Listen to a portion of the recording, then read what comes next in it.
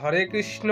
একটা ভাই আমাকে বলেছিল যে ভাই হরিনাম করছি, তবু আমার জীবনে এত দুঃখ কষ্ট কেন? ভগবানের নাম গুণ করার সত্ত্বেও কেন এত কষ্ট?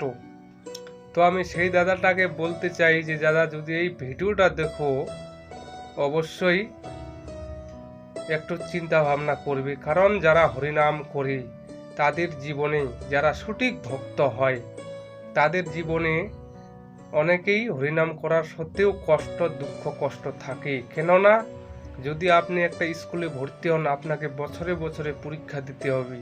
তো আপনি ভগবানের পদে আপনি ভর্তি হয়েছেন, গুরুর কর্ম এবং ভগবানের আপনি কর্ম করছেন, ভগবান তো আপনাকে পরীক্ষা করবে, তাই না?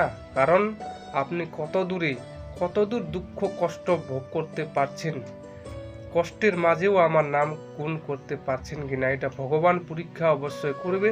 তার সত্ত্বেও যদি আপনি তার নাম গুণ করতে পারেন, অবশ্যই তিনি বা পাস হয়ে যায়। তো হরে কৃষ্ণ, সমস্ত দুঃখ কষ্ট বাদ দিয়ে এক মনে হরিনাম করে দেখবেন একদিন ভগবান শ্রীহরি তার চরণে দাসের দাসত্ব হতে পারবেন। তো জয় রাধে, হরে কৃষ্ণ।